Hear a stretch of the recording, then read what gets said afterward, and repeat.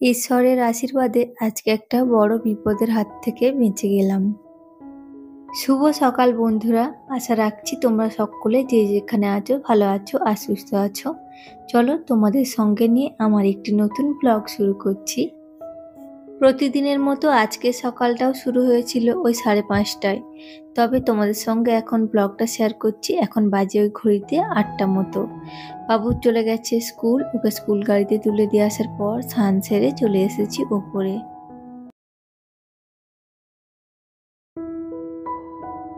যেদিন না একটু তাড়াতাড়ি ঘুমিয়ে যায় সেদিনকে উঠে যায়, আর যেদিন একটু লেট হয়ে যায় ওর ঘুমোতে সেদিনকে না একদমই সকালের দিকে উঠতে চায় না।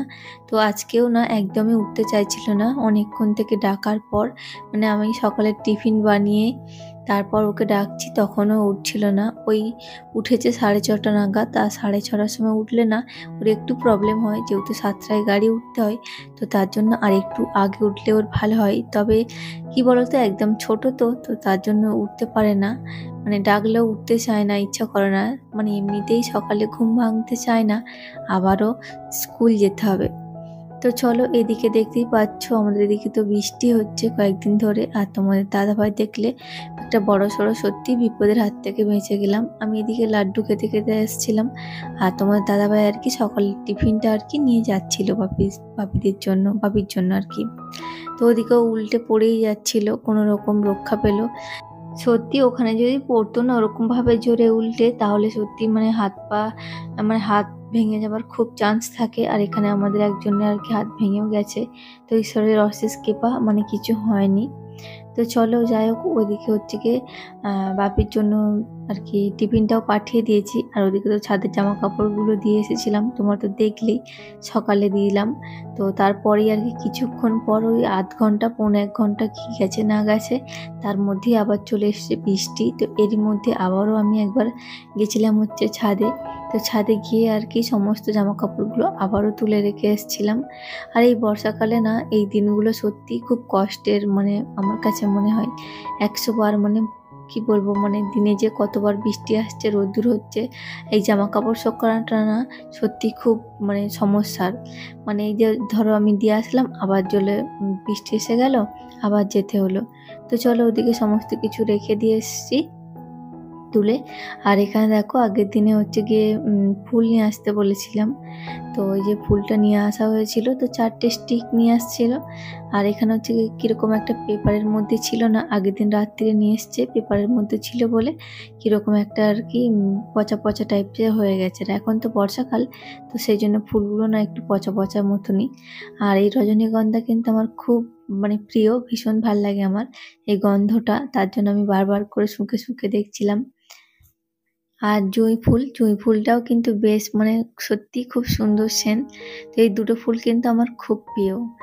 আর তো চলো ওদিকে তোমার দাদাভাই তো যেহেতু চলে গেছে, তো ভাবলাম একদম বিছানাটা গুছিয়ে নিই, তারপর হচ্ছে গিয়ে যে সমস্ত কাজগুলো আছে ওগুলোতে একদম হাত দেবো। আর এদিকে দেখতেই পাচ্ছ বিছানার একদম কীরকম হাল। তো একদম সকাল থেকেই তোমাদের সঙ্গে শুরু করেছি ব্লগটা। তো ও যেহেতু একটু মানে ওর ব্যাংকিং কাজ ছিল, তো সেই জন্য আর কি উঠেই আর কি এই বিছানাতেই বসে গেছিল। তো সেই জন্য আর কি আর বিছানাটা তোলা হয়নি, একটু লেট হয়ে গেছে।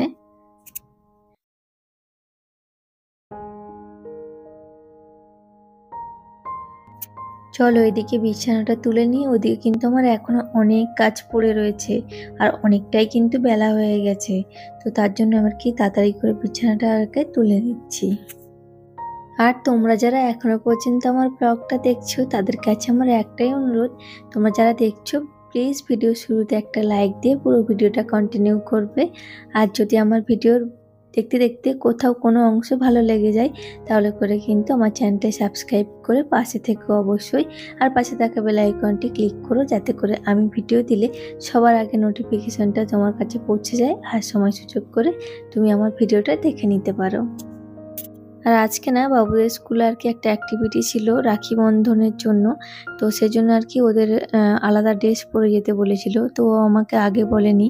তো একবার স্কুল ড্রেসটা পরিয়েছি, তারপর আবারও স্কুল ড্রেস খুলিয়ে তো নর্মালি একটা জিন্স প্যান্ট আর কি শার্ট, তো এটা মানে পরিয়েছি। তো ওর মানে ড্রেসটা পরার পর তারপর হচ্ছে মনে এসছে যে না, ওকে একটা অন্য ড্রেস পরেছে। সত্যি বাচ্চা মানুষ এরকমই হয় হয়তো। তো তারপর আবার অন্য ড্রেস পরিয়ে আবার নিয়ে গেলাম। তো আজকে একটু দেরি হয়ে গেছিলো ওর যেতে। তো চলো এখন ওই জামা কাপড়গুলোই আর কি কয়েকটা ছিল, সেগুলো হচ্ছে কি ভাঁজ করে নিচ্ছি। আর ওদিকে তো বিছানাটাও আমার টান টান করে পাতা হয়ে গেছে। আর ঘর বাড়ি যেমনই হোক, দেখবে যদি পরিষ্কার পরিচ্ছন্ন করে রাখা হয় না, তাহলে কিন্তু মাটির ঘরও মানে সুন্দর লাগে দেখতে। তো চলো ওইদিকে কিছু সবজি আর কি মা নিয়েছে, তো ওগুলো আর কি গায়ে মতো গুছিয়ে রাখতে হবে। আর আজ না, যেহেতু ওই যে বৃষ্টি আসলো, তারপর জামা কাপড় গোছানো, বিছানা তোলা অনেকটাই লেট হয়ে গেছে। তো দুপুরে রান্নাটাও বসাতে হবে, সেজন্য আমি হচ্ছে কি মশলাটা বেটে নিচ্ছি। আর আজ যেহেতু তোমাদের দাদাভাই বাড়িতেই আছে, আর বাবুও কিন্তু ওই 3:30 নাগাদ স্কুল থেকে ফিরবে, তার জন্য না রান্না বান্নাটার মানে অতটাও তাড়া নেই। তা না হলে যদি তোমাদের দাদাভাইরা বের হয়, তাহলে কিন্তু আমাকে একটু তাড়াতাড়ির মধ্যে রান্নাটা অন্তত সেরে নিতে হয়। আজকে না সেই চাপটা আর আমার মধ্যে নেই। চলো এই যে দেখো, আগের দিনকার ছিল মানে হচ্ছে কি পমফ্রেট মাছ আর ইলিশ মাছ, মানে ইলিশ মাছের দুটো লেজা ছিল আর পমফ্রেট মাছ। তো ওই দুটোই আর কি কারি বানিয়ে নিয়েছি, আর সঙ্গে একটু ধনেপাতা আর কি উপর থেকে ছড়িয়ে দিয়েছি। চলো এদিকে আমার কিন্তু মাছের কারি একদম রেডি হয়ে গেছে। আর পমফ্রেট মাছ খেতে কিন্তু আমার ভীষণই ভাল লাগে। আর আমাদের বাড়ির প্রত্যেকে কিন্তু এই মাছটা খায়, আর বাবু যেহেতু খাবে না, তো ওর জন্য আমাকে আলাদাভাবে কিন্তু মানে অন্য কিছু তরকারি বানাতে হবে, হয় ডিম নাহলে মাংস, যে কোনো একটা বানাতে হয় আর কি। তো আর নিরামিষ দিনকেও সয়াবিনটা খাই, বাট আজকে আর সয়াবিনটা বানাবো না। তো আগের ভাগে আর কি মাছের তরকারিটা করে নিয়েছি, তারপর হচ্ছে কি ভাতটা বসালাম। আর ওদিকেও কিন্তু একটা তরকারি আমি বসিয়ে দিয়েছি। আর এর ফাঁকে কিন্তু আমি আরও একবার গেছিলাম ছাদে, আর জামা কাপড়গুলো দেখো দিয়ে এসছিলাম।